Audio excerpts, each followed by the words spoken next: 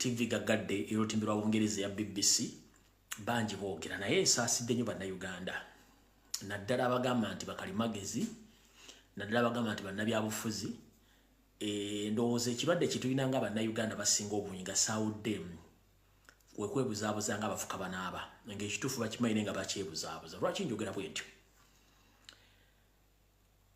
nti buli omu aba ayagala omuntu gwabuze ekibuuzo akiddemu nga bw'ayagala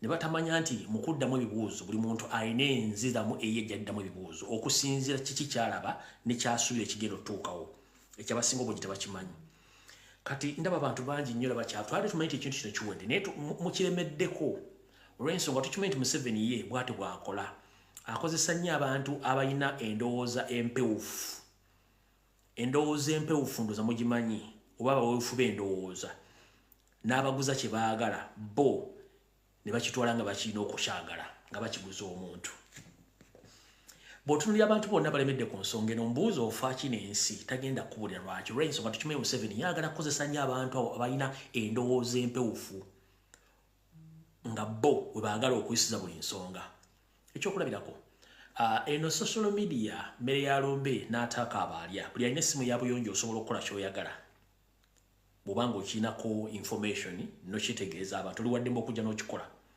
yensonga lwaki nti abantu bangi bagenda bakubaganya ebirowoozo era abalina omulamu abantu babagoberera abatalina mulamu abantu babagoberera eri abawemuzi nga nabo balina abawemuzi banaabo babagoberera eri abatambuza ensonga bulungi naye eri ababagoberera kati bwetyo bwe tuli naye mu kalowoozo ka leero tugamba nti omusiru takusiruwaza olw'ensonga nti omusiru aba ayagala mufaanagane naye mu ndowooza ey'obusiru n'obwobufu bw'endowooza ye waba ayagala mufaanagane ensi ekyuka mu kukyuka tulina okugenda n'okukyuka kwayo kuge mazima gwali eyo alemedde ku Kyagulanyi nti awagira abavuzi b'empanka oba tabawagira abasinga obungi kyabakoze kyabatabudde emitwe njira kugamba ekintu kyambo kimu nti bw'obanga oyogera ensonga zino osooka nga n'otunulira omuntu kigwoyogerako mufumbo ekyo n'okiteeka esayidi alina abaana n'okiteeka esayidi bw'ogatta okuba nti mufumbo alina abaana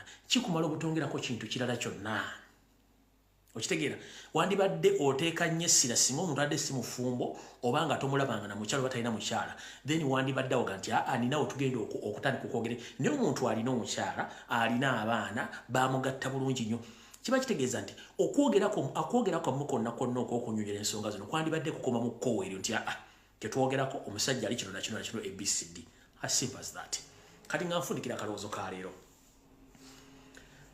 bantu bangi mwenna muli mu nsi muno wootuuka ensi n'ekutabukira n'ogamba kangende nnoonya ekigulira magala eddiba mu nsi z'abamagulu meeru naye badde okimanyi nti social media kuno kwotwogera ebigambo kuno abasajja bonna basinga obungi magulu meeru abalina zi kampuni ennene era bakola ku nsonga z'okuyingiza n'okufulumya abantu okwetoola ensi yonna be bamu ku bantu ababeera ku social media zino nga bawulira ebigambo byemutokomoka okimanyi nti ebigambo byoyogera bisobola okukuleetera obuzibu ku nsonga ezo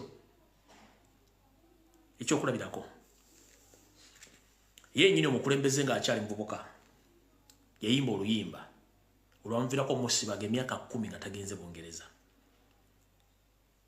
ekyo mukimanyi bulungi nnyo n'abalala naye mulaba oli avaayo kulumba kyago tasobola kuvaayo ku ye kennyini kuteekawo bigambo biga nti alumba abantu abo oba akakundi k'abantu oba tasobola byogera naye agezaako nnyo okusindiikiriza Kyagulanyi aveeyo abeeko kyayogera tajja kwogera olw'ensonga nze ndi wano mpagira Liverpool nga ttiimu y'omupiira gye mpagira kwanza ndi mbuuza ebintu binyumira mu nsi mupiira ndowooza na byabufuzi n'abala muwagira Arsenal muwagira Man U muwagira Chelsea muwagira Aston Villa n'endala naye mubadde mukimanyi nti muli kimu ku bitundu ebiwagira akakundi k'abantu abo olw'ensonga nti kati Captain Ambad eyaba captain yonna kati sponsoring baani era abantu bagisponsoringa corner flags kati zonna abantu bakola kibi bazifuga ne bwolaba bintu byonna kati biri mu mupiira byonna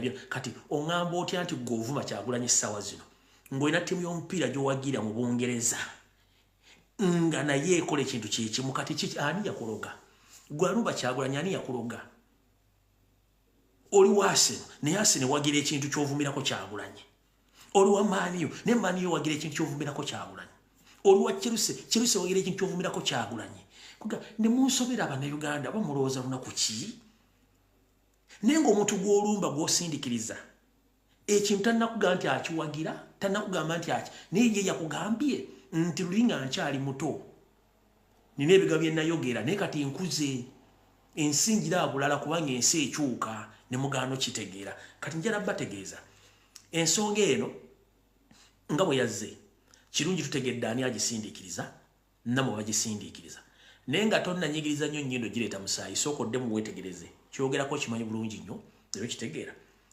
mwegendereze ebiga bye mwogera n'okusindikiriza omuntu omukubanga ebintu bingi bijja kuva nga temujja bitegeera otherwise buli omu ayimirire mu layini waali kola ekikwatako va ku kitakukwatako buli kintu kireke kitambule nga bwe kirina okubeera yensonga oba owagira omupiira gwa Bungereza Premier League automatically ekintu ekyo ekiwagira teri mu Uganda talina ttiimu y'omupiira gyawangira mu Bungereza taliyo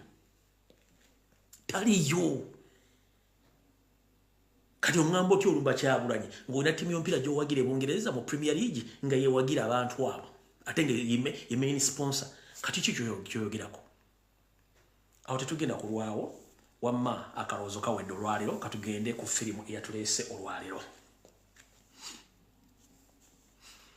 ndowooza kansoke mbalindemu wane eddakiika ng'emu tutandike bulungi nnyo kansoke mbakubiremu akayimba kano nyone ku tuzzi tutandike nga mweyongerako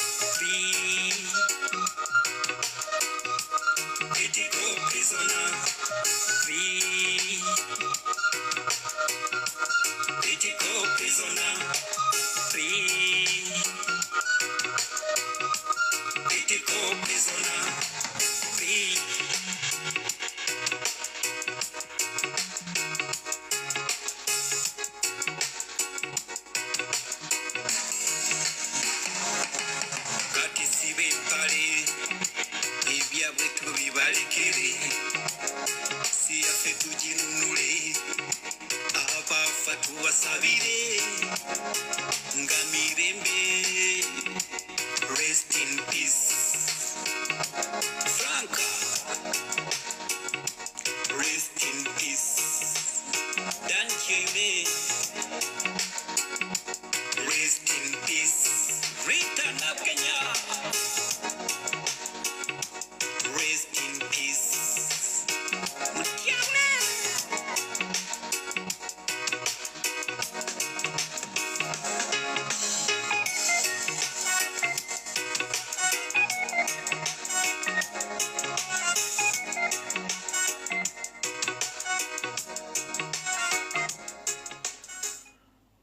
That's where the party's at. All right. Kati mbutongole video etandise. Nabagamba buli muyimbi yenna ng'oyimba oluyimba lwankyukakyuka nga teruliko copyright olumpa wano njadduza nyanga ku live yo nga lwankyukakyuka siteekako za laavu siteekako zaaki. Olwenkyukakyuka ng'oluyimbye bulungi nnyo lunsindikire mu inbox yange njadduza nyanga ku live free of charge si charging muntu kasita luba nga lwankyukakyuka. Tuzze ku mulamwa katika video katandise njala tutandike bulungi. Right kuzo mwezi zili munana omwezi ogw'omukumi omwaka 2023 kasubente buli bulungi. Antegezeddwa ko ba comrades abamu ne ba organizers nti they are proposing to reorganize the country shutdown on 8th of January 2024. Ntegezeddwa ko mbategeeze bajja confirming very soon nenga buli musoko kiteke mutonge nakuzo mwezi munana omwezi ogw'olubereberye omwaka 2024 erizo okubayo country shutdown bacha proposing a date okugiconfirminga oba eneba ekola oba neba tekola so be aware nti nga 8 January wayinza okubaawo enteekateeka oba okukyusaamuko. Kansulent Tukyala Wangadya otuuse Mukyala Nabbanja otuuse Yoseri otuuse kansokenza nnyo obubaka buno obwa jjajjaffe ow'Obuyisiraamu Kasimu Nakibinge tutandike video lwaliro kino kiddamu mwenna bannabyabufuzi bannaddiini bannabyansuula n'abantu ba bulijjo ensi bwe begenda okutyobooka oba ensi bwe begenda okutabanguka mwesuleegwa naggamba naye ng'ate mwandibadde mukola ekintu ky'amaanyi nnyo okutaasa embeteza eyandibadde egwa mu nsi bw'osirika n'otayogera ku bikyama ebikolebwa mu nsi bakitegeeza nti ovunaanyizibwa kikenkanye n'omuntu akoze ekigambo ekyo. Mudoboka bwade bajjajjaffe Kasimu Nakibinge okwaniriza minisita wa gavumenti wa Kampala okuba muhazale eno naye kusaba busabi ogamba omukulembeze w'eggwanga kati emyaka 3 kasooka tuva mu kulonda bantu bangi nnyo naddala abavubuka babakutte ne babasiba nga tugamba nti baba balina emisango mubatwale mu mbuga z'amateeka balamulwe naye emyaka 3 omuntu omututte mu kooti ababe tebamanyi gye bali ensonga eno erumya omutima lwaki tugyogerako ti abasinga abantu ba umma bakadde baabwe batutuukirira mikwano gyabwe tubeeko kye twogerako tubeeko bye tubayamba naye gwe ali mu gavumenti ddoboozi lituuse nti waliwo obulumi abantu be bakwatira mu byokulonda okubanga olwaleero musango simanyi lwe kyatandika kuba nti omuntu ali mu byokulonda ate guvuka omusango naye bwanga balina emisango tetulina buzibu mubalamule n'emyaka 3 mingi nnyo. Nja kusaba bano bannaffe ab'ebyokwerinda ababirimu bamanye nti baboonoona mu bantu. Omuntu yenna gw'okwatidde omwana we mulirwana we muganda we omusuubira otya ate okwagala gavumenti emukutte. Essaawa ejja kutuuka mutandika okuyita mu bantu ate mutandika okubuuza lwaki abantu tebatwagala naye nga bano be babaleetedde obuzibu. Kusaba Honorable Minister eddoboozi eryo olituuseeyo ensonga ezo bazitunulemu abatalina misango bateebwe abalina emisango mubavunaani tetulina kizibu buli omu weetikka omugugu gwe ffe tetubaako nakyetuddamu kwebaza okubanga ozze nompa omukisa eddoboozi eryo okubanga ndituusa. Visit the Google Play Store or the Apple. Right. tweyanziza nnyo jjajja w'Obuyisiraamu Kasimu Nakibinge Allah akkingirize osobola okuba nti gw'omu ku bantu bavuddeyo okuyisa eddoboozi ery'omwanguka okutegeeza bannakyemalira. Ebikolwa byayogerako nabagamba nti abavubuka babakwata mu Buganda emikiro nabasiba nga tewali muntu ategeezeddwako bewaabwe bye bino byennyini. Tutandise kati ka video katandise wulira.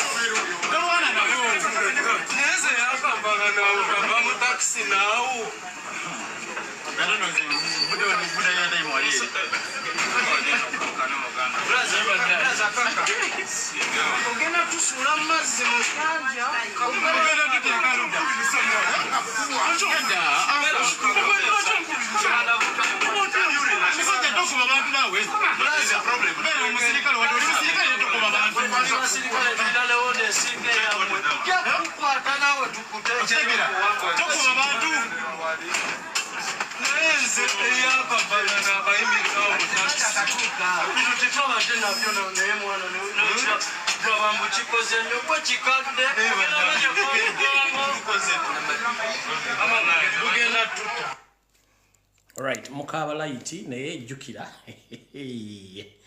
Alright. Wabaddewo RDC we Kayunga ndowooza n'akulira poliisi n'akulira ebyokwerinda mu kitundu ekyo. Abavudde ne bateeka ebiwandiiko mu mawulire nga omu ku bantu abawambibwa era n'abuzibwa emyaka 3 weddu nga bwe bamufunye naye ekyennaku bataddeyo kifaananyi kiri fake. Era bigenze mu mawulire oluvannyuma lwa akulidde oluvuganya mu Parliament omukulu Mathias Mpuuga Nsamba okuvaayo n'aloopa poliisi n'ebitongole ebirala n'alagala emmotoka eziwamba abantu omwabadde n'emmotoka eya poliisi ey'ekika kya Mwende emirundi 3 kasaze 17 ate gavumenti oluvannyuma n'egaali emmotoka eno tegimanyiiko. Naye ebyaddala emmotoka eno gavumenti egimanyi era emmotoka eno yalabiddwako ngera eri mu kutambula ekola operations. Kati mukulu mukyala Naabatulege Anita Amongi Sadolini Mama Sorogeti mukulu David Muhoozi n'abeekerinda emmotoka gye badde boogera zimu ku mmotoka eziwamba abantu ne zibabuzaawo. Emmotoka eno yalabiddwako muyinza oga nti omusajja ate namba yiyi namba 17 yiyo ogiraba yalabiddwako naye mumugamba bwe emmotoka teriyo ne mu service teriyo. Mugira bulungi nnyo emmotoka yammwe mugira bulungi nnyo awo tetuluddeewo. Era mwagenze mu maaso ne mugamba nti omwami oyo ayogerwako mwamufunye naye gwe mwafunye bakugamba nti gwe mwafunye oba gwe mwatadde mu mawulire omuntu oyo si yeye mukyamu. Kati muteeka obulumi ku bantu. Kansoke nzanye mukulu Nobert Mao bwe yayogedde then ndyoke nzanye video y'omwana tugende mu maaso. Mukulu Nobert Mao kati akulira ministry ekwasaganya ssemateeka y'eggwanga bw'ati bwe yayogedde ng'akudaala. Bano abasinga b'endaba bali mu katemba n'olwekyo famire z'abantu abo batutuukirire nga gavumenti directly kubanga abantu be balinamu essuubi tebalina gye babatwala. Balinga ng'abantu abalina lita 5 eza peteroli n'agamba nti ja kuva Kampala kuvuga epaka ggulu. Obusobozi tebabulina. Mukulu Nobert Mao akulira Ministry ya Justice oba ya ssemateeka. Olw'okuba nti kati wafuuka musajja wa Museveni tekikufuula nti okutegeerako kwalina kwakuvaamu. Abantu bangi bali mu kuwambibwa era bamu kuttibwa okuddaala nti abantu baje batukire gavumenti ebeeko kye bakolera.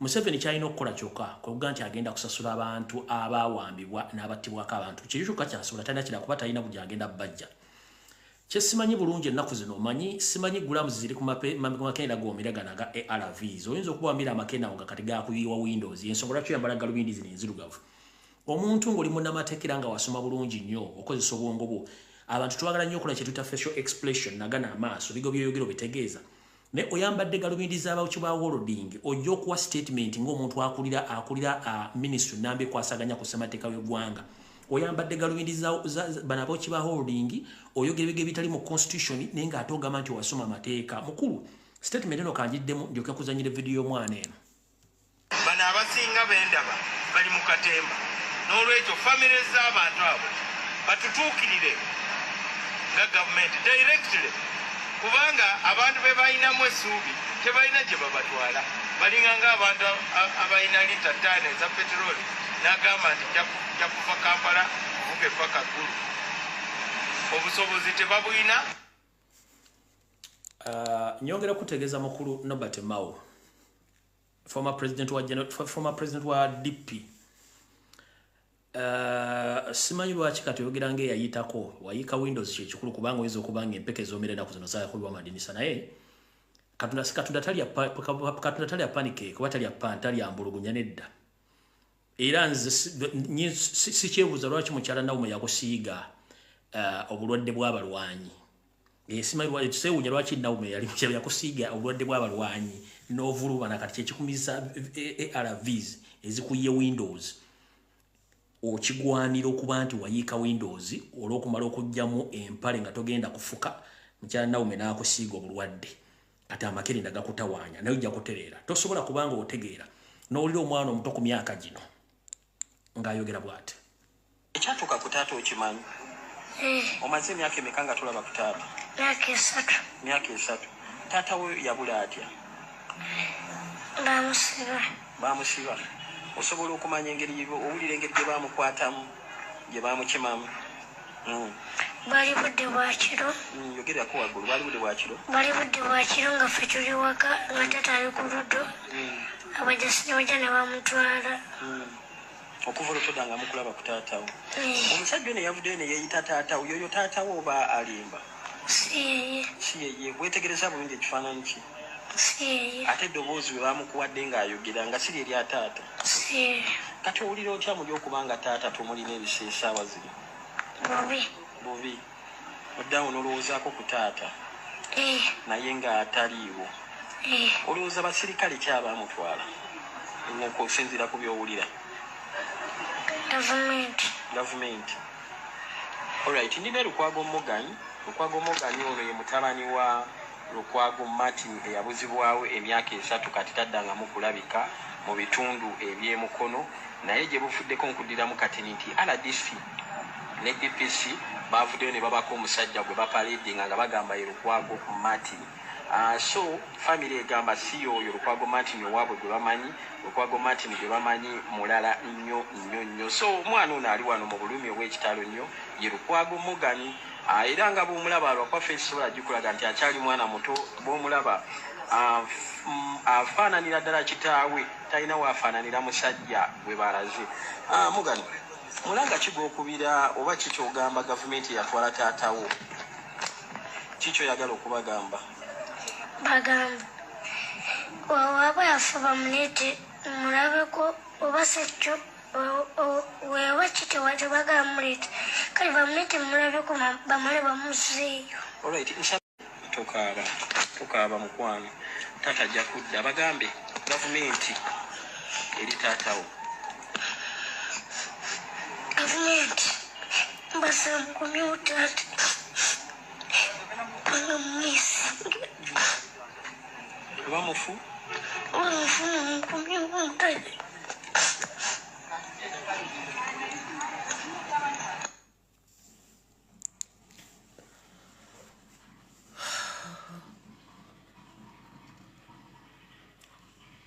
Mu abaana bammwe bali mu America, bali Canada, bali mu Europe, bali buli ekyetaagisa, bali ku pizza essaazi, bali ku KFC, alina omutwalo gwa dollars pocket money, batambule mu V8, naye omusajja gwe mwajja ku ludda akawungeezi ng'atudde ne muwamba omwana we gino emyaka 5 omwana atuuka okumanya nti gavumenti yawamba taata RDC DPC ne mutuuka okujja mu mawulire ne muteeka ekiboozibozi ekifu nga muteeka obulumi ono omwana musuubira nti agenda kubeera na bulumi kimutima mukulu Nobert Mao n'ojja n'oyogera ebigambo biri bwe bityo gw'osuubira nti obulumi abantu bano bayitamu omwana ono kugira video mbali mwagala jijjayo nze nabagamba naye muli gikwatamu lwakiri ndigikola ekiro negiteekayo ku mutimbagano bwe mbaga ebintu bye twogera bikyamu lwaki mu hacking page lwaki musasula Facebook bajja information gye tukola lwaki mu reporting accounts zaffe kye mulina okukola kwe kujja embize gye mukola okuleka bannayuganda beetaye mu nsi yaabwe ono mwana muto Lukwago myaka 6 kitaye mwamuwamba ne mumutta ate si yekka bakibalama balita nabo Kenya n'abalamu basse nga mutubuzaabuza wano kanzire munzanye video y'omwana oba video mugijje ku mutimbagano mugijjeeyo kanzire mungizanye ekyatuuka ku taata okimanyi omaze emyaka emeka nga tulaba ku taata myaka 3 taata we yabula atya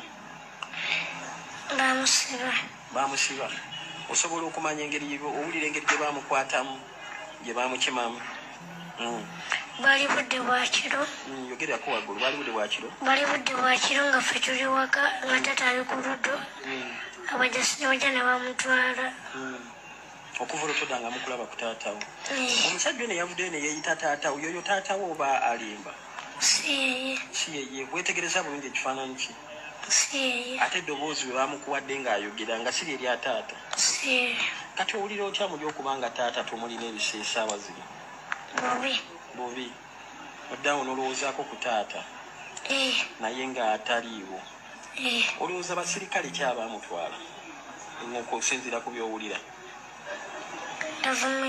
gavumenti alright ndina Lukwago Morgan ono ye mutabani wa Lukwago Martin eyabuzibwawo emyaka 3 kati taddangamu kulabika mu bitundu eby'emukono naye gye bufuddeko nkudiramu kati nti RDC ne DPC bavuddeyo ne babako omusajja gwe bapaledinga nga bagamba ye Lukwago Martin so family egamba si oyo Lukwago Martin owaabwe gwe bamanyi Lukwago Martin gwe bamanyi mulala nnyo so omwana ono ali wano mu bulumi obw'ekitalo nnyo ye Lukwago Morgan era nga bw'omulaba lwakwa Facebook agikulaga nti akyali mwana muto bw'omulaba afaananira ddala kitaawe talina waafaananira musajja gwe balaze Morgan mulanga kigwokubira oba kikyogamba gavumenti yatwala taatawo kikyoyagala okubagamba bagamba waaba yafa bamuleete mulabeko oba sekyo wewa kitewaze bagamuleete kale bamuleete mulabeko bamale bamuzeeyo alright nsaba obyogera ebyo ng'eddoboozi liri waggulu nnyo obadde obagamba ki obugamba ki gavumenti yatwala taatawo no tokaaba sorry taata ajja kudda gyali tokaaba mukwano taata ajja kudda bagambe gavumenti eri taatawo gavumenti mbasa mukomyewo taata banga mumwesinge oba mufu mumukomyewo mutale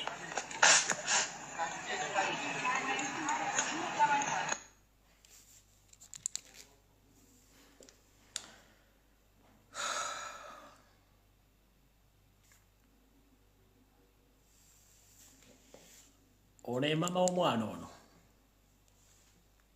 ebifaananyi si bya bba wange ekifaananyi kya Martin nkirina ku ssimu simanyi lwaki bagenda nga bawuddisa abantu babalimbalimba 2020 Novemba awezeza emyaka 3 bukyangabula siddangamu kulaba musajja ono noonyeza buli wamu omusajja abuze lwaki baba bannimba mbu balabye omusajja atali bba wange bw'olaba ono afaanana oli gwe bagambye ali mawulire wange mumanyi tusobola kubuzaabuzibwa musajja gwe nali mbadde naye emyaka kumpi 9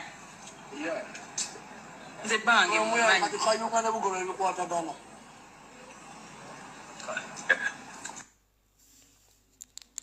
Mao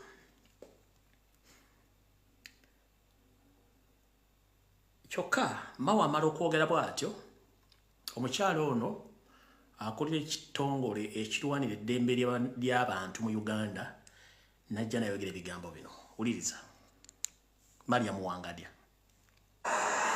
ate n'ekirala bwe baba nti baba balina abantu babanja nti bawambibwa babanje bali be bateebereza nti bawamba abantu baabwe naye kati nze Wangadya omukazi omunaku nga nze nina obusobozi obuwamba do I have capacity to abduct anyone? I don't have that capacity. Naye kyengenza okulaba nti waliwo ekobaane okulaba nti ensonga eno teva mu ddiiro ensonga eno ya kiwaani nze saagala kubindeetamu all the time. yoyo omukyala akolera Uganda Human Rights Commission omukyala Wangadya ng'ayogera bw'atyo ekiri atabaala kyekiri n'asigadde waka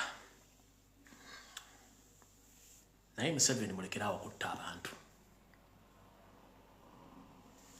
mukyala Nabbanja eno video gyenziramu okuzannya olwaleero bwe bujugizi bwe tulina era fayiro eri mu ICC mu International Criminal Court mwawamba abantu ne mbatta eno video eri mu International Criminal Court. But we are fortunate that Kibarama was pressed. He was arrested recently in October in a place called Kakiri, and he's one of those that is claimed to have killed police officers in Chiboga, Wakiso, and other places. Well stated and well analyzed. So Museveni, Mohozi, Salim Sare, Kahanga Mohanga, Jeneti, David Mohozi, Anita Mongi, Atayebwa, and all members of parliaments in Uganda, however much you are trying to divert people from the real issue, you are wasting a lot of time. It is on record that since 1966, Museveni has been implicated in the human rights abuse. That is kidnapping, killing, assassinating, and it is on record. Right now, he's the one in power. He's still doing the same things.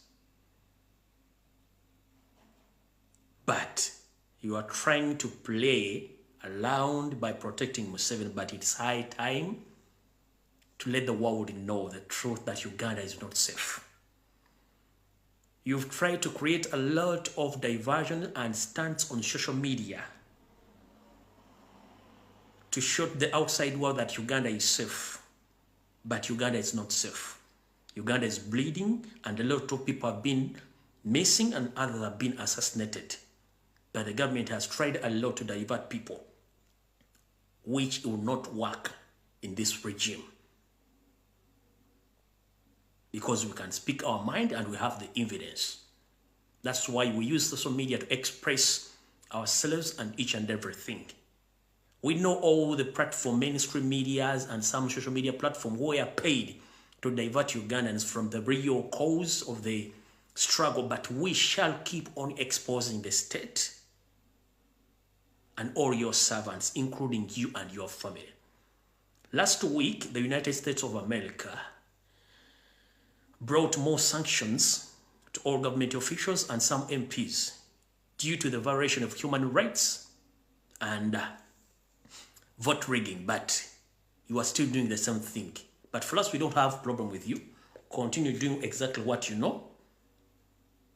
Very soon, we shall meet, and everyone will pay heavily, and to remind you that we will pay in dollars. No worries. Tugenze maaso. Nga tuvuddewo awo, kati njagala muwulirize omusajja ono bamuyita Haji Kaloole oba Haji Kaloole simanyi. Omukulu ono omanyi omuntu bw'ayogera ekigambo ng'akyogedde ku kamera. Mwegende njagala kunoonya omusajja ono akola luddawa, akola mulimu ki, tabanga y'omu ku basajja abeera mu safe house nga batulugunya abantu. Wovira n'ogamba nti tetusobola kukkiriza kintu kino kukita. Lwakiri Kyagulanyi tumutta. Then gwe nojja n'ongamba mufubogera ku social media tuli ba terrorist oba tuli batemu, kitegeeza mwe batemu. statement eno yafulumya njagala zino ku video zetugenda tandise okupayiringa okuziteeka mu ICC abantu bano nga boogera ebintu bino omanyi bagamba nti ekiswaza omugagga kwe kutana k'entula bakwe kusesema entula nga badde ewana nti alya nnyama omukulu ono yagenze n'agamba nti okuta ekintu kino lwakiri Kyagulanyi tumugjawo that what ekyo tuyita reported speech oba premeditated speech omuntu ekintu kyakola naye nga kigenda kubeerawo nga kiri mu pipeline mwenna mwakawulidde njala kabaddiramu then tulyoke tugende mu maaso Kyagulanyi family tegera kudda kubonaabona ekyo kituufu nzikanya obukulembeze buyinza obutasoboka okay yes buyinza okugamba at least omukisa gw'ensi yafuna okufuna ne bannaye mulina ebintu bimuyinza okuzanya n'okuzanya kiki ekimubeeza abo tuba tuwakati otutwalako oti ekyo kubanga Kyagulanyi tujjako ekintu mu ngalo tuba tugenze buba bunafu obweyolekera afazaali avaawo kiba kizibu wabula ng'ensi yo Mungu yamuwadde green light ensi agenda gitambulanga bw'ayagala abaana bajja kusomera gye beetaaga naye ayisobola okusiimu muto future yinza okubeera ki NGO kati Kyagulanyi bwe byabiganya bayinza n'omuwa omulimu mu bitongole by'ensi yonna ayinza okugera okufubaira omulwanizi w'eddembe mu UN takyayina buzibu wabula ne bino akyali okumeti ng'omuntu bwaga nti ensi njeetaaga ate omutima gukyamukakaza ntisobola okufuga ogwanga lino abamuyinamu essuubi n'abamuyita pulezidenti obabikidde siba kyamu okubabikira nze mmanyi nkugambye omuntu yanoonya obukulembeze nga wa myaka 7 muleke kudda wano kuzannya kuleeta katemba ndi muyajja kukkiriza omuntu atule ku ntebe wali omukulu oyo munoonya mumugambe munoonya njala kumanya asibuka ludda mu Uganda tunoonya abantu abawamba abantu ne batta abantu ekigambo statement gyafulumizza ono bane banga bagaya mwabeera mu safe house nga batulugunya abantu muwulirize bulungi bwe yayogedde Kyagulanyi family tegera kudda kubonaabona ekyo kituufu nzikanya obukulembeze buyinza obutasoboka okay yes buyinza okugamba at least omukisa gw'ensi yafuna okufuna ne bannaye mulina ebintu bimuyinza okuzanya n'okuzanya kiki ekimubeeza abo tuba tuwakati otutwalako oti ekyo kubanga Kyagulanyi tujjako ekintu mu ngalo tuba tugenze buba bunafu obweyolekera afazaali avaawo kiba kizibu afazaali akola ki afazaali avaawo oyo omuyita ba Haji Kaloole oyo bwatu bwe yayogedde wiiki eno yennyini twagenzeko mu mambuka ga Uganda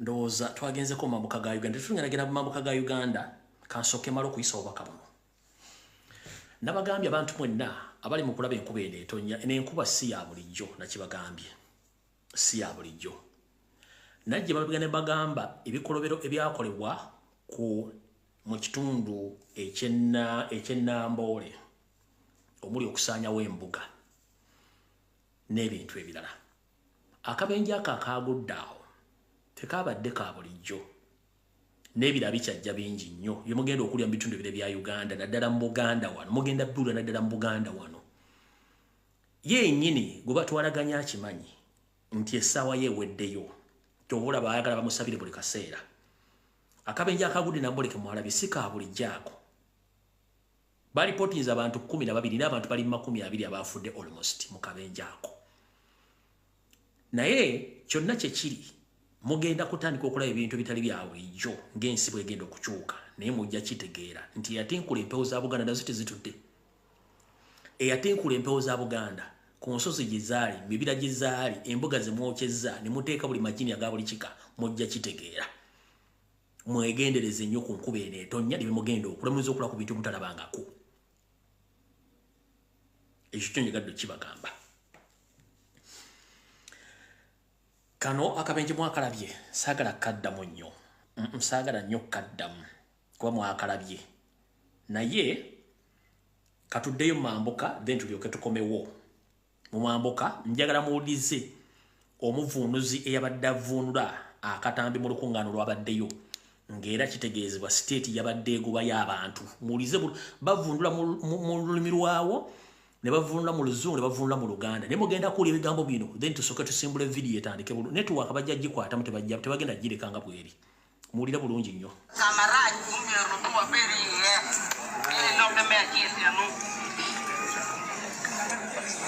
myaka 2014 abakulembeze bajja wano ne mukanya teri addamu kuyingira mu paaka mukomaawo. Leaders of this country came here and he agreed that no one should enter into that land.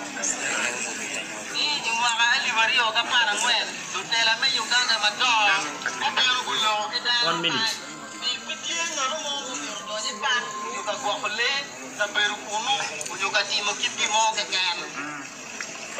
Mukulembeze w'eggwanga pulezidenti waffe alagidde buli eyayingira luvannyuma lwa 2014. Now, the President of the Republic of Uganda, President Museveni, has commanded those who entered this land before that time should leave right now. Those who entered after 2014 should leave right now. Uganda President Yoweri Kaguta Museveni wajani yo magutoni ngoma pa chate mwagali bario kapara ngwen mepira nyim mumierbo ao kapa echokumiri la second issue abalio mwenna Vanessa wenu amaje gayingira bwana kusangayo bajja kugoba bwana sanga ebirime tebajja bikwatako basanga amanda tujja kugota tusanga embaawo tujja kuzocha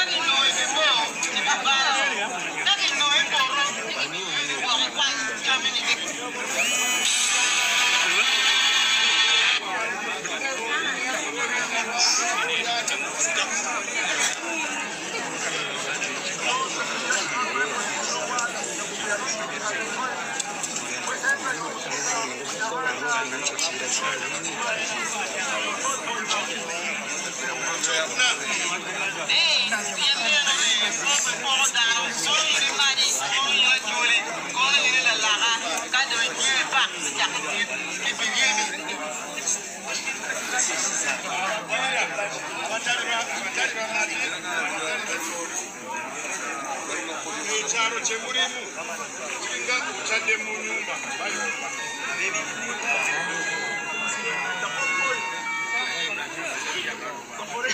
you're not a man, you're not an actually it's like your Mr.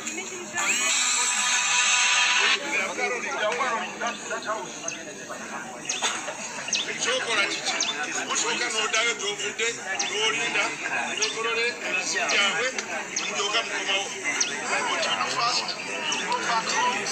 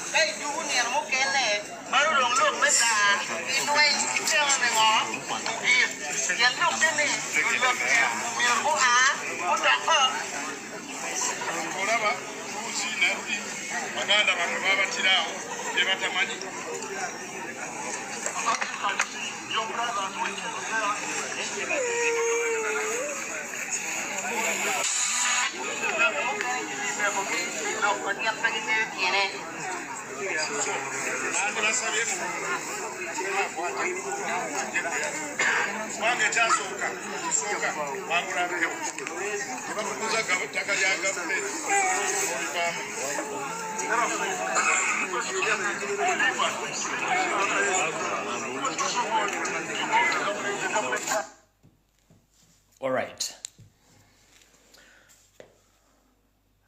okuva byatuukawo ebintu ebyo wiiki namba Teri TV Kebere Radio mu Uganda yayogera ku nsonga ezo wadde balitayo ka footage aka 30 seconds tebakireetangako. Eno meeting yatuuziddwa ng'oluvannyuma Abaganda abasukka mu 120 bamaze okuttibwa tebannakyogerawo ku TV. Omwami bamuwadde ebiragiro Museveni amugamba nti buli muntu yenna ataasangibwa mu kitundu ekyo eky'Abamadi apa mu 2014 tateekeddwa kubeera mu kitundu ekyo. Ezo order from above Museveni yaziwa. N'agamba nti kati amagye gagenda kutandika okutekinga over. Bwe basanga alinako ebirime ebintu byonna bagenda bitwala babijjewo. N'agamba nti bw'obanga toli mu Madi oba toli mu Kyoli toteekeddwa kubeera ku ttaka eryo buli omu adde gye yava kubanga muli bagwira. Kati kansoke mbuuze mukulu Museveni. Di Munnayuganda olwabeera omugwira mu nsi ye. Waliwo etteeka nti abantu abannayuganda abamu tebateekeddwa genda mu bitundu birala. Kuba Abaganda bagenzi gye bali bakolera bizinesi nga tebaguze mataka mwabasaba nti 120 naye temwayogeddeko wadde n'omuntu n'omu. Mwabatemyetemye ne mubookya emiramu ne mugiwembwa. Era nono akyogedde nti mutakola kye tubagambye mugenda kuttibwa nga bannammwe bali abattiddwa. Ekyo mukiwulidde mu video. Kyokubala nti zino video basobola zizanya ku TV e Uganda. Omusajja agaye mu video nti mugenda kuttibwa nga bannammwe bali battiddwa. Open da akyogedde era tekimumusimatuse. Kuba bino tebasobola bizanya ku TV Uganda de ku radio kuba tebabisobola bizanyayo. Ne kati gobo ogamba nti abantu abaliyo abagenda okunoonya ensimbi bonna bagwira bafulume ekitundu ekyo. Kiki mwagala okukolayo? Mission tugimanyi bulungi nnyo gye mwagala okukola. No problem. Ffe tujja kugenda mu maaso n'okubalabisa.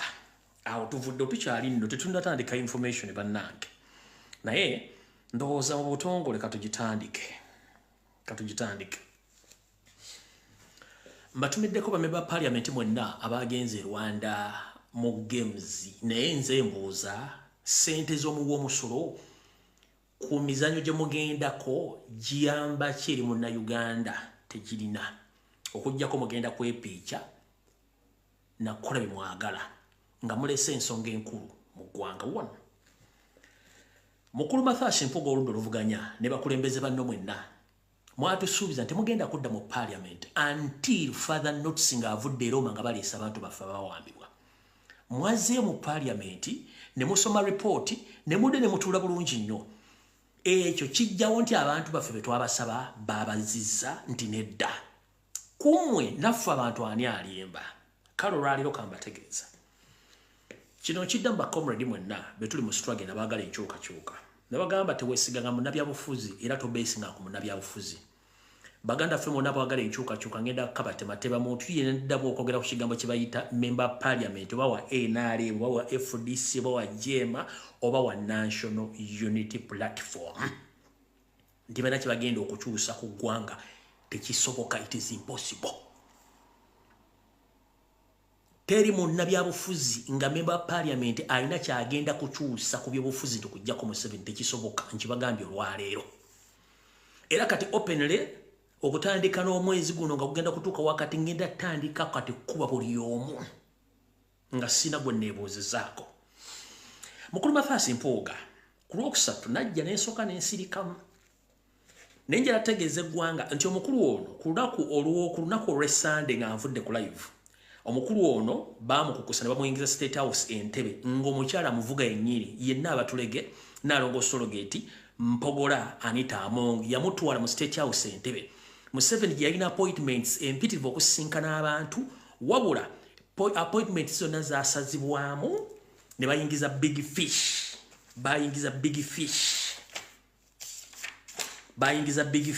ne bagiyingiza mu State House. Omukulu gwe bayita PPS wa Museveni gwe bayita Omona. Waliyo ba investors, wali abantu balevudde n'abanene mu government abakulu bali bazze okulaba Museveni ekiro. Ono baamuleeta Anita Mongi yajja kennyini amwevugira n'amutuusa ewa Museveni ku ssaawa zaali 7 ez'ekiro ne bakyusa buli kimu kikyaliwo ne bayingiza big fish ne bayingiza ne batuusa okuteesa bye baateesa byonna mu bye baateesa.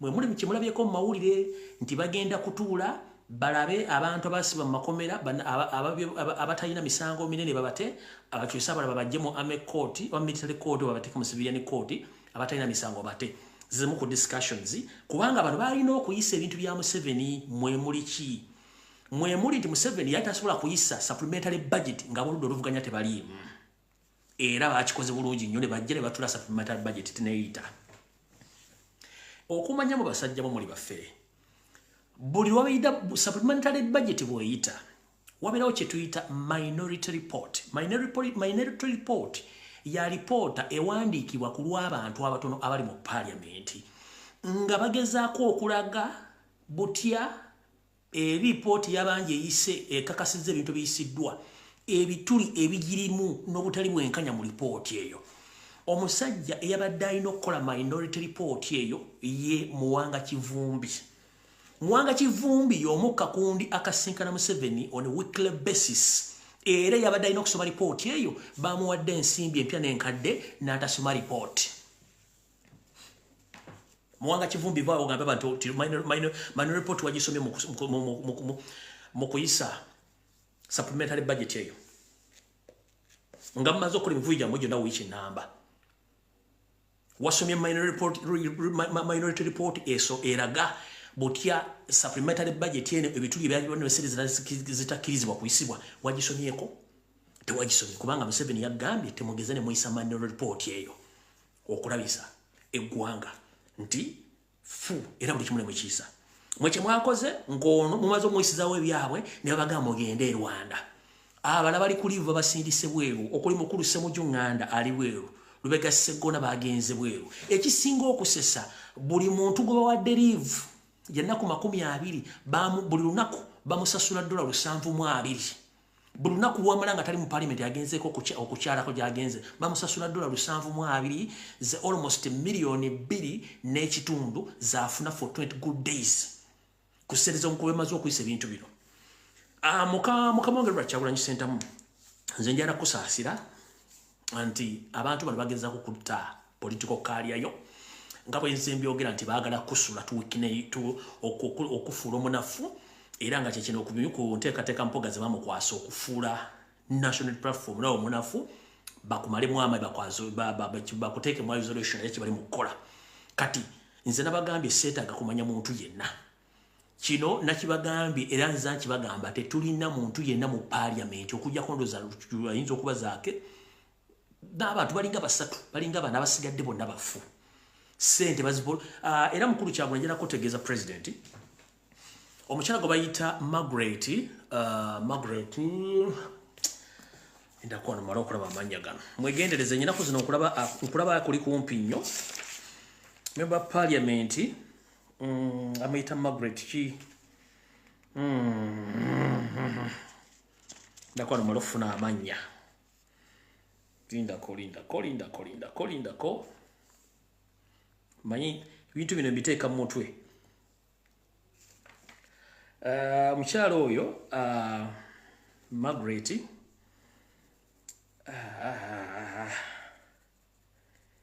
ndako mala okujjukira amanya gange wano mala okujjukira amanya mukyala oyo ennaku zino okubeera ku lusegere nnyo ngenda gafuna wano omukyala bayita Namugga Margaret president waliwo omukyala gwe bayita Namugga Margaret era wa national platform taata mbadde ngenda mujjako network mujjako yaki temugijjako muleke njogera ebituufu so Mr. President Robert Kyagulanyi Ssentamu omukyala we Margaret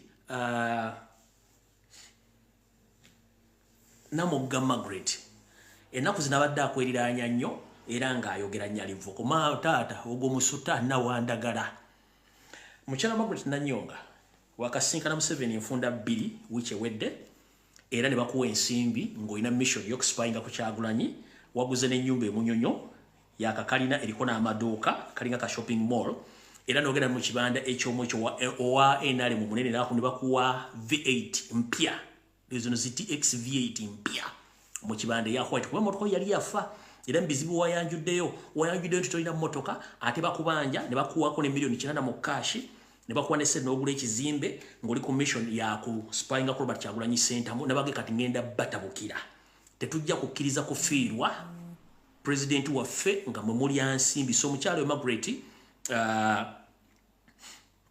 Namugga Mr. President mutegere bulungi ogomoso gwa nawandagala ate njagala kuba manyo oyogera nnyo njagala oveeyo je ngwena kusanga na ku platform ngo oyogera njja kwambala ne biranja byogera so Mr. President whenever you are omukyalo Margaret Namugga mwegeneza ali ku mission sente yazifunye nagulako n'ekizimbe Munyonyo lwamwe ne motoka mpya ya V80 ina mission gyaliko kugwe ngo omuntu n'ebiyama bya pate byawayo wa Museveni already babirina tuvudde wao omukuru yaddaina okusoma minor report Mwanga Kivumbi teyagisomye on orders of Museveni era byera ne biyitondezo mbitegedde bulungi nnyo tugenze maaso era tobera surprised nnyo omukulembeze wange very soon ng'owulidde nti ono musajja gwe bayita Abedi Bwanika already bamaze ddo muteeka ku lukalala bagenda ofuna minister muri shuffle ejja oba mwaka gujja endoza ndi mu January awo kubanga already bamaze ddo mu indicating yabagamba nti nzo okukola kinjagala mukole njira mu mpo wa minister mumpene sente ono yogena musanga ku list yaba minister bagenda okulondebwa ngo bayita Mogalatia agenda kubeerako era akabinja kyovula nti bano bavuganye ekintu kya 2026 mu kifo ky'okukunga abantu bagende beekalakaasa olw'ensonga nti Yoseri yabasuubiza bonna nabagambye nti omukyala Joyce Baagala n'akabinja kakabakazi batwala bonna abakazi 20 basinkana Yoseri last week era buli omu n'ava ne tuli ensimbi bonna nga ba national platform 20 nga bakulembeddwa omukyala Joyce Baagala bonna baagenda era ne bamusinkana mwenna bamanyi amanya njagaleta after ne Joyce Baagala we bali nnyo mulimu gwokola ogw'okulya mu nsi y'olukwe na Aisha Kabanda mwe bali kukola mulimu egyo okulya mu mukulembeze olukwe n'okulya mu bannayuganda olukwe era yabasuubiza nti kuje nabategeezaako balina ebagirindidde kuje nabategeeza bwe bagirindidde nga bagenda kumakinga nti bavudde wa Kyagulanyi era Museveni yabasuubiza nti kyonna ekijja what come may balina okudda batebaze mu parliament buli muntu agenda musasula ssente ze ez'ekisanja ekijja oba agudde oba tagudde bo bakole kye balina okukola bino byenjogera mujja birabanga bikomyewo agenda basasula ssente ze ez'ekisanja kiri ekijja ne baba bagudde kasita mukolera ekintu kimu okuyizaamu national platform wabalina kibalindawo very soon oba ku change ono nga bagenda kukyusa mukama waabwe bagenda kumakinga nga beemulugunya kubanga olwedde bakisetinze dda mu meeting zaabwe manyi mwagala mugenda kunnumba wamu abalya mu ngalo z'abasajja bano abakazi naye nze sitya ndi kukakonkako kkubo bwe kakkoona amagenda tokawona madda bino byenjogera bijja kudda ate mujja bisangawo kubanga Museveni akimanyi bulungi nnyo alina kukozesa memba ba parliament era teba muntu yenna ayagala nkyukakyuka addamu kwesiga mu nabyabufuzi gwe bayita wamemba ba parliament kuba bonna bafu baagenda mukitegedde bulungi nnyo abo bo mbavuddeko saagala bamalirako obudde olw'ensonga nti obudde tulina butono ate nga ebyokukola tulina bingi nja baddira olulala abo njagadde sooka bayisaamu eggaali eyo mutegeere nti ne pressure gye babadde bataddewo ku kubanja abaganda baffe bonna abawambibwa era bwe tutagikumba mu muliro wali ku parliament floor ebeeyiseewo kubanga mulabe statement Mao gyakoze Wangadde gyakoze omusajja oli David Muhoozi gye yakola ne ebitongole bya gavumenti engeri gye byogera mbibala tulensonga nti bo baamala dda okuba nti bakwata abantu beneka nka bateme namwanduka yatema omusika n'abooluganda mulumbe wandikola ekintu okulumya omuntu weponoowozekanga oyambe muyambe ekkiriza Museveni bw'oba toyagala kunaaba yes owunya era semateeka gagamba nti oli wadde bw'obutanaaba naye ate bw'owunya abantu b'owunyirira baddembe okukunaaza mu kawaayiro ke kamu akasemateeka ako nti oli wadde bw'obutanaaba naye bw'owunya n'owunyirira abaliwo ate abaliwo balina eddembe ate b'okkunaaza olekeraawo okuwunya osasudde ba MP okudaivatinga abantu bajja mu kubanja abantu tosobola kudaivatinga social media tosobola kudaivatinga ba activists tosobola kudaivatinga ba foot soldiers tosobola kudaivatinga bannayuganda abakonshominga obutemu obuza obwakuva 16 badde okola mpaka olwaleero nga nakatulina ne records weziri eziraga nti abantu bawambibwa battibwa nga ne prime gwe bayita prime Saba Minister It is on record na confirming okukwatibwa kw'abantu n'emisango gye bavunaanibwa ne battibwa. It is on record balita nabo Kenya aba Frank sente zaabo bonna battibwa. Era evidence kati nebo no sasula ba mpuga no sasula ba MP no butayogera no sasula TV radio stations n'abantu no sasula stance diversion buli kimu n'okikola tosobola sasula gogo kujja bintu ebyo tosobola kuzanyira ku windows z'abantu ogyemu information ebalimu nti ogikyuse no just wano toyagala kunaaba wefuiddeko perfume onyene embere eriwo nti owunya bulungi but perfume kanataninga nagetinga closed connected kukuwunyako ekibayita ekivundo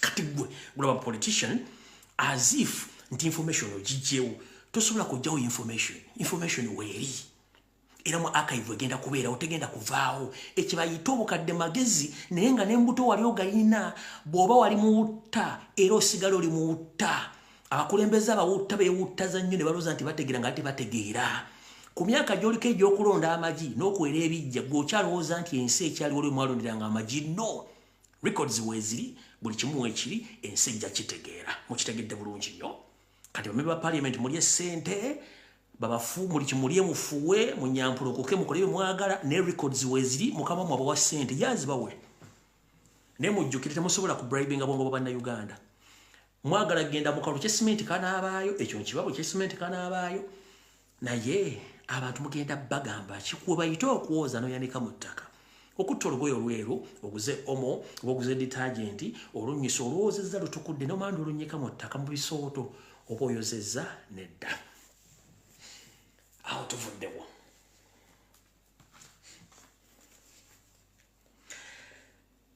mwenna abakyala n'abaami abaganda buno baka bwammwe mbalamusizza bataata kansuubira nti muli bulungi bwe babuulira omwana waabobwe nga w'omunaku amatu okunkumula mumpulirize bulungi abakyala n'abaami baganda bwe babuulira omwana owaabobwe nga ow'omunaku amatu okunkumula kitegeeza ki nti bwe tubeera mu maka gaffe omwo mubeeramu abaana abamu batali ba muntu mbweza mu maka ago naye nga ayinza okuba akulinako oluganda oba nga balinako oluganda oba sinakindi ng'ali mu maka ago ye step mother ba step father ebiseera ebisinga boogera bulungi nnyo eri abaana bano bababuulirira mu mbuulirira ennungi okubakuza obulungi kati gwe batasobodde kubuulirira oyinza okubuulira pega wa ntebe oba oli mu kisenge ekyo oba olidde wansi nga babuulirira omwana oyo naawe amatu okola ki otega nti ono bamugambye ekigambo kino okitwala kyebabuuliridde oli omuganzi gwe atali muganzi naawe okitwala wewava okunyonyerako olugero nti bababuulira omwana waabobwe nga n'omunaku amatu okunkumula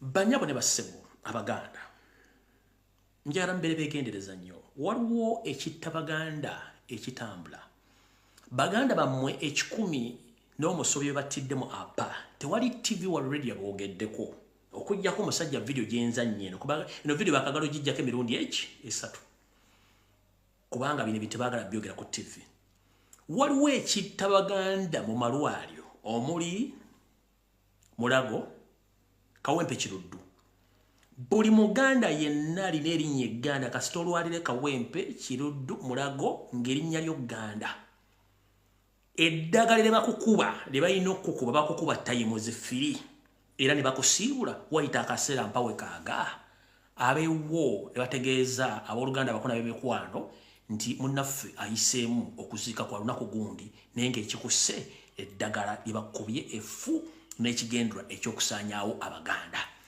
kino bakikola nga bayita mu basirikale aba SFC abatujju abeeyita abasawo e Mulago nga tesi basawo kuba bakolera ku biragiro bya Museveni ekyokusaanyaawo abaganda nzize mbagamba ebigambo bino naye nga mwewuguusa naye bajja kumala bamalawo omanyi babagamba embuulire tefa yonna omuntu yenna ng'omanyi oli muganda ng'olwalira Mulago Kiruddu Kawempe weegendereze nnyo eri ekitta baganda buli aye atwalayo nti mulwadde eri ekijja mu mbuto eri ekiggalanda z'abakazi oba lwe muludde okusoosa okuzaala bakuggala endanga tomanyi mumpulidde bulungi mbagambye naye temuwulira embuulire tefa yonna awo tuvuddewo mbategeezezzaako mwebereremu ekugema n'okusibaga kukyagenda mu maaso era kuli wammwe mu Buganda naye temugguka mubeera mbyakwepica kunywa mwenge na kutambula byebyo awo nawo nvuddewo olunaku lwajjo mu ggwanga ery'omulirwano erya Zaire enkadde tuyita Democratic Republic of Congo wabaddeyo okulya n'okukoma essowaani by the way kansooke mbategeeze omuweereza wammwe omuntu wa wansi pato Uganda batumiddeko n'abagamba nti abaagala nnyo akyayina embeera gy'ayitamu n'ebintu by'atereeza n'abasaba muwe akadde katono nnyo ajja kuddamu abatuuseeko program 300 bayita 336 ne program endala abagambye muwe mwakadde akyalina by'atereeza nga mumanyi nti embeera zino mutula tujja netwogerawo ne tulina ebizibu bingi nnyo lwakuba tetubibagamba mutulaba wano tulemedde ku struggle ne tulina ebizibu bingi lwakuba tetujja bibagamba no ku social media tusirika naye buli muntu asanga ebizibu by'okusinziira ku kikyaba akola ki kyaba ayitamu baganda ffe bangi nnyo era abaweereza batiisibwa ondere besisi onajja nakubira essimu n'akutiisa onakusindikira message n'akutiisa olina kugamba osaze okufiira mu diaspora olina akutiisa n'omugamba no okufiira mu Uganda okufiira mu diaspora kisigala kye kimu kati ntuga katusale otweyiweyo omubiri gwaffe tufeere mu kiggwe nga tulwanidde eggwanga kubanga betwandi bali tubeeramu essuubi abandi badde boogera ensonga zino munnange beesudde gwa naggamba tebaagala kwogera nsonga zino bagenze Rwanda bagenda mu America bagenda kukola ki kati ani agenda okwogera ensonga zino nga ku TV ku radio abasajja abaliko babajjamu obwongo ne babateekamu obwogi kale abatumiddeko pato Uganda omuntu wa wansi ensonga lwaki mpitiddeko mu Congo omwezi ogwa November ng'otandika nabagamba nti era abasajja n'abakazi ba Indigenous Ugandans abali basukka mu 18 battibwa naye tewali bakyogerako era emiramano egiyitibwa mu nnyonyi ne gisuba mu Uganda olunaku lwajjo wabaddeyo okulya okkomba n'essowaani mwategedde nti endagaano eyasibwa wakati wa Congo n'amawanga ag'oluse lwa East Africa omuli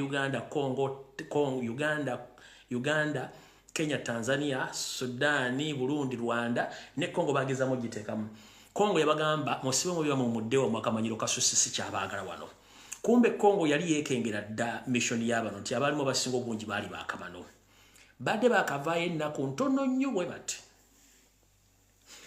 emmundu yasekebuse ekonge emmundu yasekebuse ogenda okkakananga abasajja ba M23 abaduumirwa Pirato ne Yoseri nga n'omuwensimbi nyomu ku bo ye Pastor Mujingo bafiiriddwa abalwanyi 300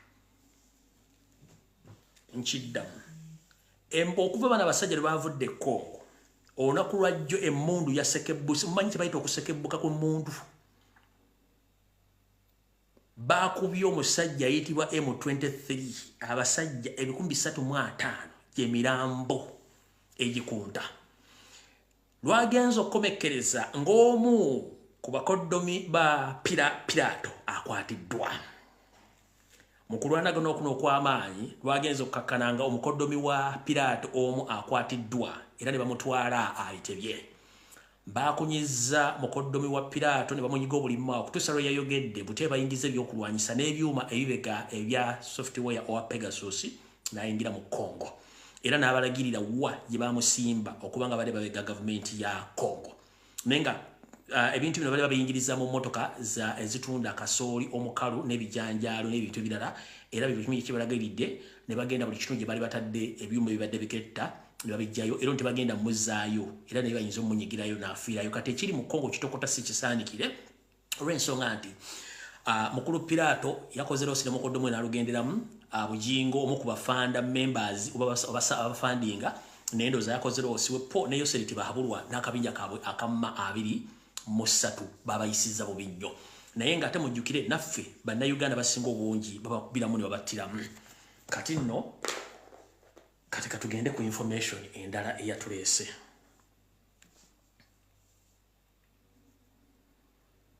bano n'abakungu be mbadde njogerako be bano bagenze alright bade bankolektinze mwana amanya yogoleti namugga bana bantu mbadde njogerako abavudde mu Uganda ogenda wano mama Sadolini nga bamaze okukola enteekateeka yaabwe abasiibu ne bagenze ekigali okukola emirimu gyabwe egy'okwepiica kuba tebanaki kiwagira ku ggwanga kambazanyira akatambi kano wano mangu tugende mu maaso wano nga bagenda.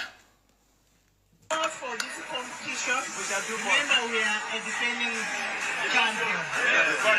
We shall do exactly that as a team. You must protect the integrity of this country. And remind you of my communication yesterday. I don't want to say it now. Protect the integrity, the name of Uganda. The image of this country is very important. Honorable members, and now therefore,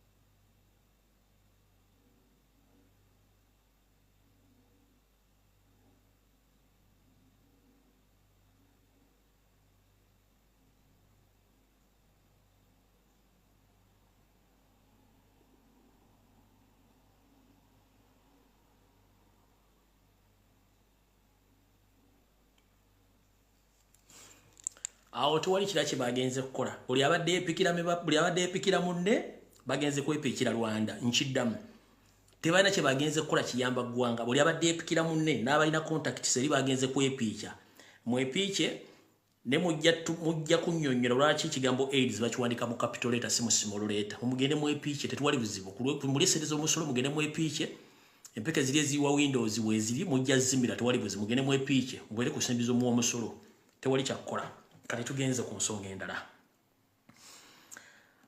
era njagala kukubiriza omulango gutakungula mwenna abasajja n'abakazi Abaganda mumpulirize bulungi nnyo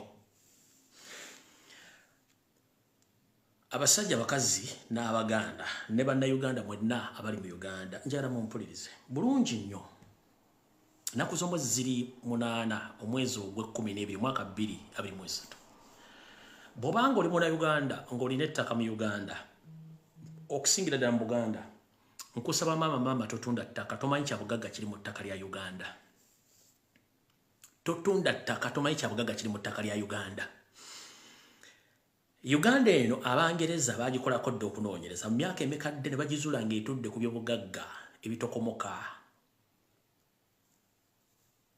mu bungi obw'ekika ekya waggulu era bakola okunoonyereza bakizuula nti ettaka eriri mu Buganda lirimu ebyobugagga ebimutamanyi bungi kati gwatunda ettaka koza kamanyi ng'akoza n'owebbwa otunda bya bugagga buli kitundu ky'olabamu Yoseri ng'ataddemu gwe bayita omulaalo nga bagobako abantu ku ttaka taata maama wootuddeyo bakujja ku ttaka bakujja ku zaabu bakujja ku uranium bakujja ku mafuta bakujja ku gold nkiddamu buli kitundu woolaba Museveni waatadde Abanyarwanda waaguze n'asenda abantu nga buli kyasenda akimanyi ekiri mu ttaka omwo Uganda etudde ku uranium akola ebyokulwanyisa zisa byalo n'ebintu ebirala kiro emu ey'ekintu kyenjogedde egula buwanana bwa nsimbi kati Uganda etudde ku mafuta etudde ku golodi etudde ku diamond etudde ku buli kintu kyonna eky'obugagga ky'omanyi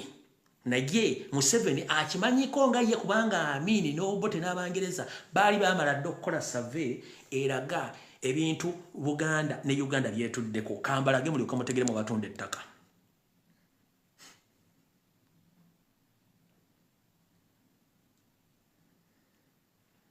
kansoke nkulage wano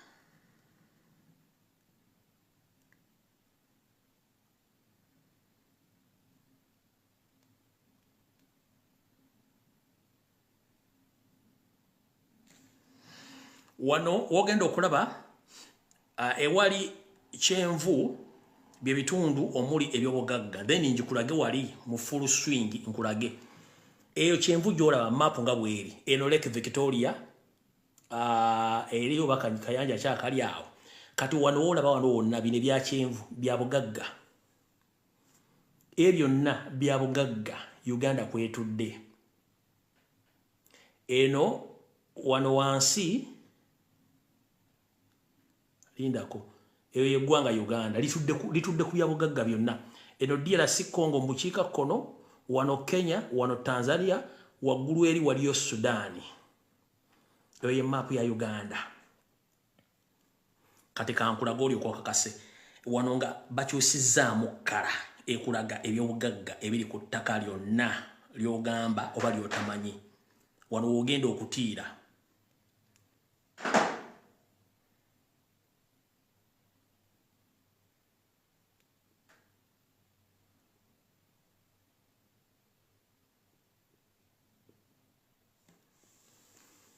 Eyo ye map oba kwe kunoonyerezebwa okunoonyeza kwe baakola nga basinziira ku banoonyereza by'obugagga biri mu ttaka.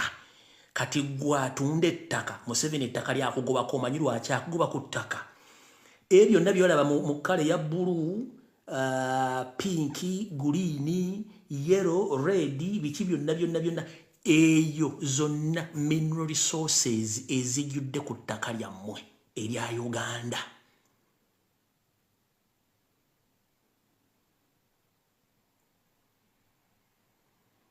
Ezo mineral resources Museveni kyatajja kugamba, parliament kyatajja kugamba omuli amafuta, copper, gold, byonna mafuta, uranium, biki byonna biri ku eyo map yo kala zolaba ezo.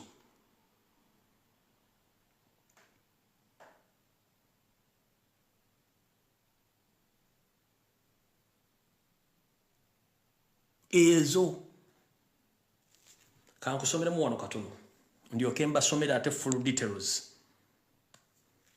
Nga tonnatunda ttaka. Eno yakolebwa the Uganda National Airborne Geographical Program.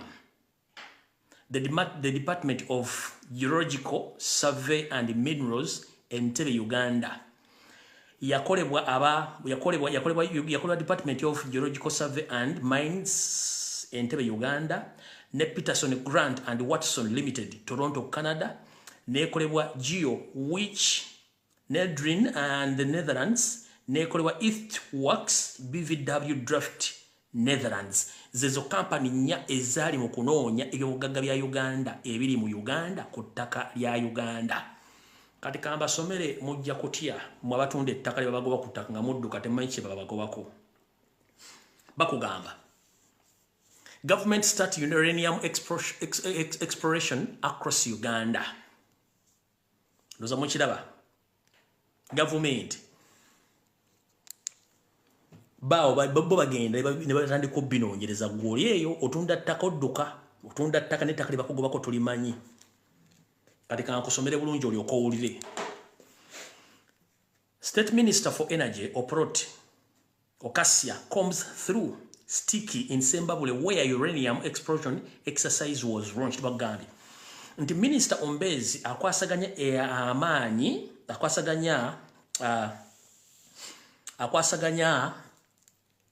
amaanyi wa Minister of Energy kale katugeme nti muli amasanyalaze n'ebintu ebirala ng'agezako okuyita mu ku Busaka mu kitundu ky'e Zimbabwe eno gye balonkinga okusima uranium. Kati maama ave Zimbabwe oli Kadaama, oli Sekadaama, wagenda kuba kyeyo, oli we Zimbabwe, munnanga gye babagoba ku ttaka, okimanyi nti ettaka libakugoba kuba nafu 15 oli ku bugagga naye ng'ettaka baali kugobako. Wuliriza bulungi nnyo.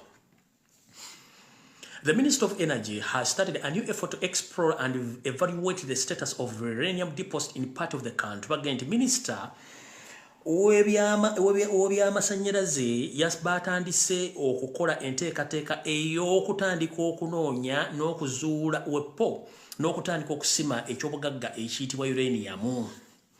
Era baga State Minister for Energy Okasia Oprot launched the latest effort on Wednesday in Zimbabwe district. Zimbabwe is one of the districts believed to be having the high concentration of uranium minerals. Bakugambye nti minisita ono yatandiseewo enteekateeka empya ku lunaku lwokusatu okuba nti batandika okukola enteekateeka mu disitulikiti y'e Zimbabwe okuba nti bamanya bungi ki obutudde mu ttaka mu Zimbabwe ebw'ekibugagga kye bayita uranium n'ebibugagga ebirala. Ocasio was accompanied by the team of geologists under nuclear science led by the Commissioner Nuclear Energy Department led by Sarah Nanfuna, combed some parts of Zimbabwe to confirm the potential of the minerals in the Central Uganda district.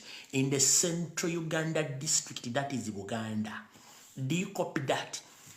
Babayesa Abanyarwanda babatutte Zimbabwe babatutte Rakai Masaka Kiboga Mpigi Mukono wabo temumanyi lwaki batwalayo nga n'atwala ettaka akimenyi kyabatwalayo muli emwe basi tubaga muzuke kanso kemba somero mbibadira mu Luganda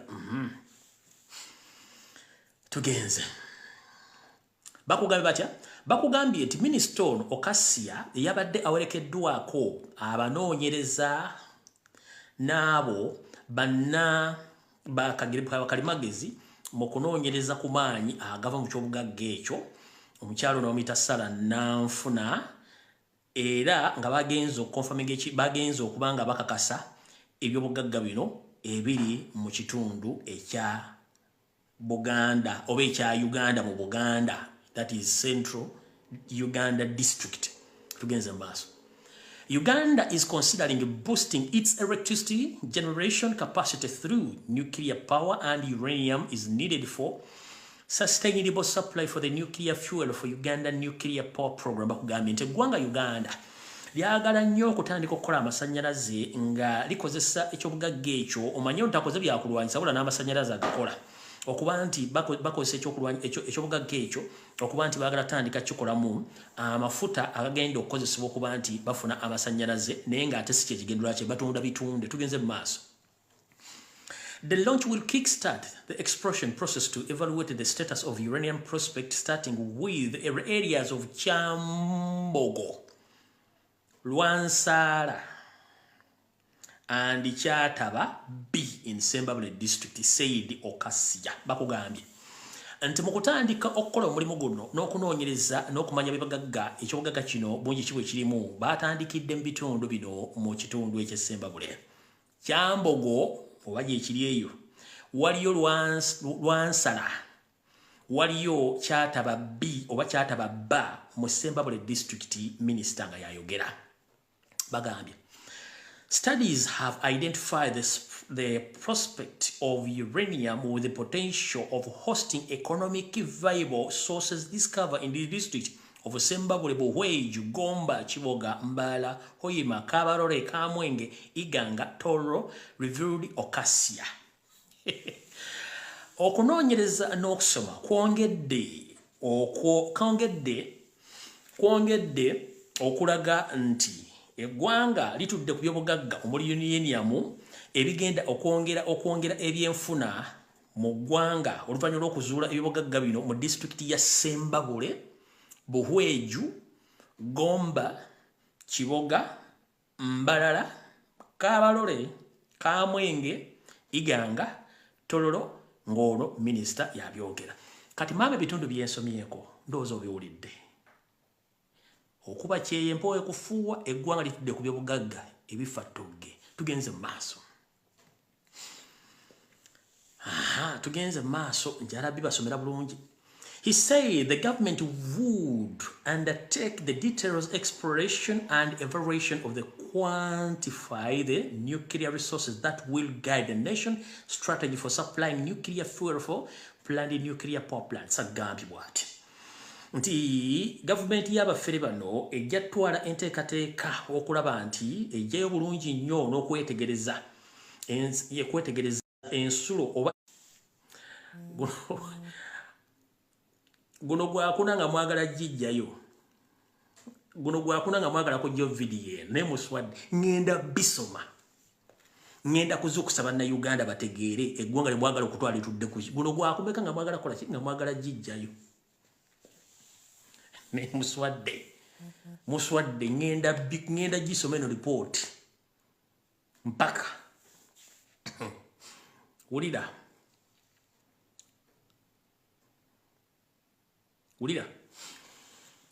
Uranium is one of the minerals commodities under promotion in Uganda, and its exploration was spearheaded under a 5-year mineral wealth mining infrastructure development program, MWAMID.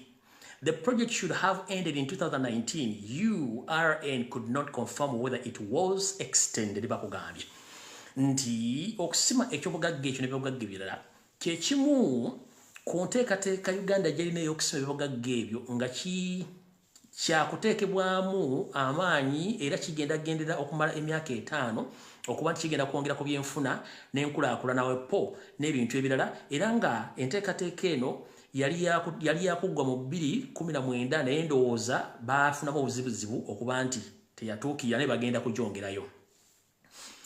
By the end of 2021, the government confirmed uranium deposit in Nkwandwa. Ulida, bulungi nnyo mwagala jijjayo. By the end of 2021, the government confirmed uranium deposit in Nkwandwa Parish, Kiboga District, Katala Parish, Kalungu Sub-County in Buhweju District, Kyambogo Parish in Tusi Sub-County, Sembabule District. The uranium prospect in Sembabule indicates chromium, copper, lead, wolfram, tin, and zinc. Ulida. Abajikwatamu mukyaliyo mujikwate mukanzire mbibasomere mutegeere mmwe basajja mule bakazi mmwe nti mulina okusituka eggwanga litudde ku byobugagga omusajja ettaka alitwala. Ulira byobugagga mbasomera.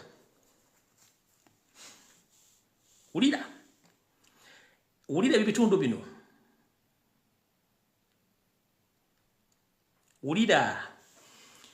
By the end of 2021, the government confirmed uranium deposit in Nkandwa Parish, Kiboga District,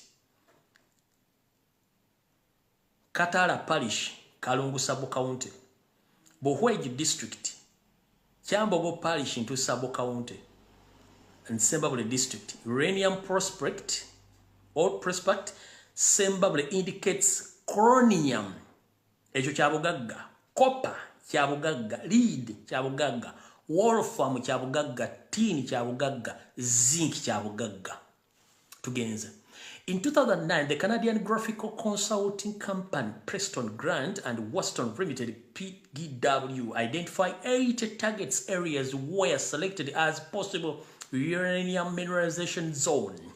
Bagambi mu 2019 ebitongole ebinoonyereza ku byobugagga ebitongole bino omuli kye bayita Canadian Geographical Consultants Company and Patterson ani akuba mu nveeko and Patterson Grant Watson Limited bazuula ebifo 8 ebyalondebwa nga bino bijjuddemu ebibugagga ebifatogge. The areas identified by Preston Grant and Weston Limited include Alua, Pakwachi, Hoima, Fort Potro West, Fort Potro East, Mbala West, Mbala East, Kabarore, Kitgum West, Kitgum East, Gulu Masindi West, Masindi East, Kampala, Aloi in Lango, Jinja, and neighboring district of Boyende. TV chi ereba bulidde parliament chi ereba bulidde bino ebintu. Ne Kampala yennyini Kampala district mulimu mineral resources. Bano kunywa ku mazzi mujja kugwa eddalu. Ne Kampala district ajjudde mineral resource atudde ku byobugagga. Gobulwa military barracks manya nti waliwo ekiriwo ekyobugagga.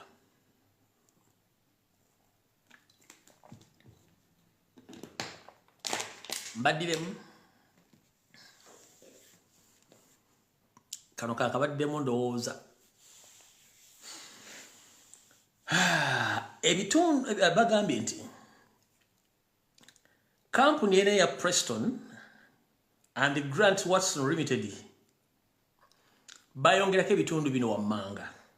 Kwaliko Alua, Pakwachi, Hoima, Fort Potro West, Fort Potro East, Mbala West, Mbala East, Kabale, Chitugumu West, Chitugumu East, Gulu Masindi West, Masindi East, Kampala District, Aloi in Lango, Jinja, and the other neighboring district of Buyende. The National Development Plan, NDP 2021-2023, the project electricity consumption at 1,872 kW watts capital and generation capacity of MW by 2025 to meet the target power sector investment plan. PSIP 2020 plan to use nuclear power to contribute the base load. Feasibility studies of the proposed project have also been conducted in support for the International Atomic Energy, IAEA, CNNC of China, Rosatom of Russia, among others. According to Dr. Okasia, the nuclear power program is crucial to the government realization of meeting to total installed capacity of 50,000 of megawatts of electricity by 2024 to ensure energy security for industrialization. Several undertakings are being implemented to prepare for introduction of nuclear power into electricity generation mix. The government wants to produce at least 24,000 megawatts of nuclear power capacity to develop by 2024 to 2040, he said. The government has been planning to set up the Center of the Nuclear Science and Technology Program, one of the public universities in Uganda, for nuclear training, research and development. The facility will be used in production of radioscopes for the Cancer Center in Uganda and Africa. Kati munnango oli eyo otunda ettaka tomanyi lwaki bagoba ku mataka temukimanyi eggwanga litudde ogende mu Kampala mulimu mineral resources e Kampala osula luddawa kyovula nti omunyalwanda bamusomba okumuyingiza eggwanga gogenda kukola bakutwala kukola wa security kati Kampala buli lwomulaba akanyonyi kano nga kayise mu kitundu buno obunyonyi ekika kino Buruda bakanyonyi ekika kino lindako manyi kati munyize nze ndiwo banyiza buruda bakanyonyi ekika kino kano ekika kino bwe bunyonyi obutera ofuuyira ebirwadde bwe bunyonyi obutera okunoonya ebyobugagga obwo bunyonyi obwo kasitolo kalabe bwe kate kafuuyira birwadde kaba kanoonya bya bugagga bakola survey akanyonyi obunyonyi ekika ekyo Kati mama eno map okujja kungale wayiika Windows njibalaze buli kimu nkibalaze kati yensonga lwaki Museveni akimanyi lwaki ayagala ettaka mu mutunda ettaka abagoba ku ttaka aleetako abanyalwanda be kubanga akimanyi kyalina alina zaabu map nga bwogiraba yonna bya bugagga Uganda kwetudde ne Kampala kweri mu Kampala wakati etudde ku bya bugagga Kampala Uganda Oza mukitegedde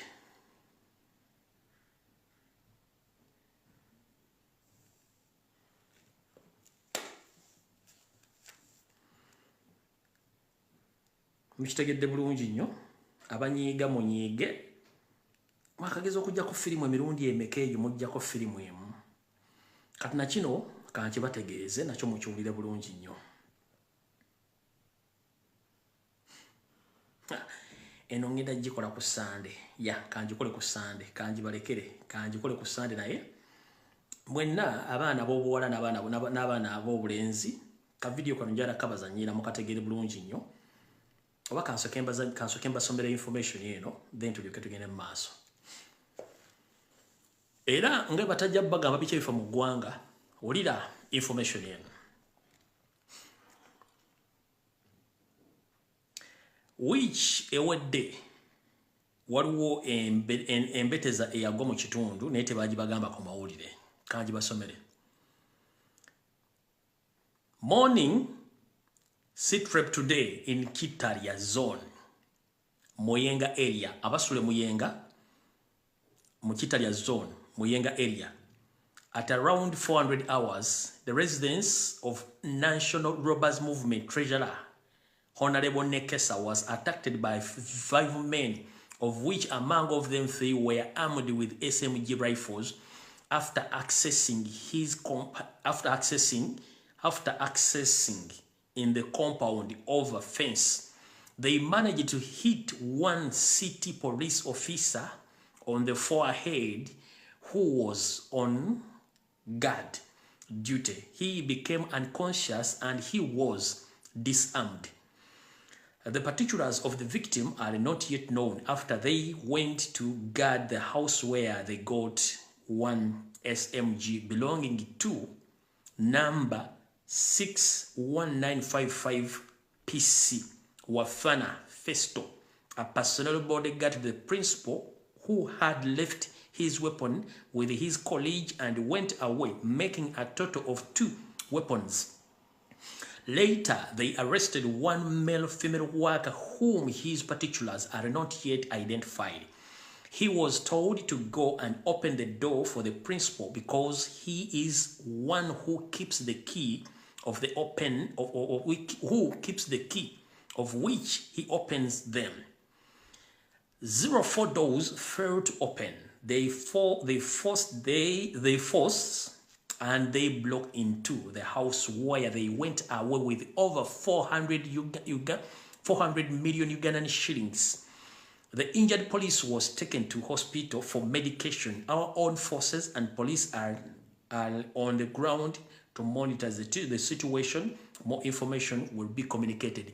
Kino temunnakyo wantu wonna nti omu kubawanika ba NRM Honorable Nekesa wiki ewedde abasajja 5 basalako amakage nga balina SMG ne bamunyagako obukadde 10,000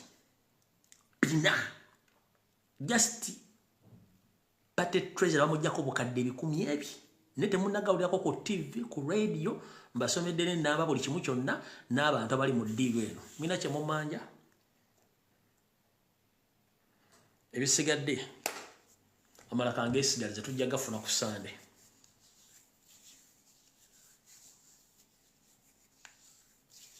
Tujja gafuna ku Sunday okaba n'abatukkiriza okutuukayo. Olunaku olungi video ewedde tusinkane ku Sunday saa 2 ez'akawungezi mu Bulange Mmengo bwe mujja okufuna amala. Mukama bankuumire. Abanyiizo n'ebigagga ebiri mu Uganda mukuume ettaka lyammwe. Oli bw'ajja n'amanyira ettaka lyo, oli bw'ajja n'atwala ettaka lyo, kuba temumanyi ttaka kikimutuddeko. Video bagezezaako gijja emirundi ena. Mukitegedde bulungi nnyo? Kubanga abadde ku pressure. Nze mbyogedde Mukama bakume mweraba.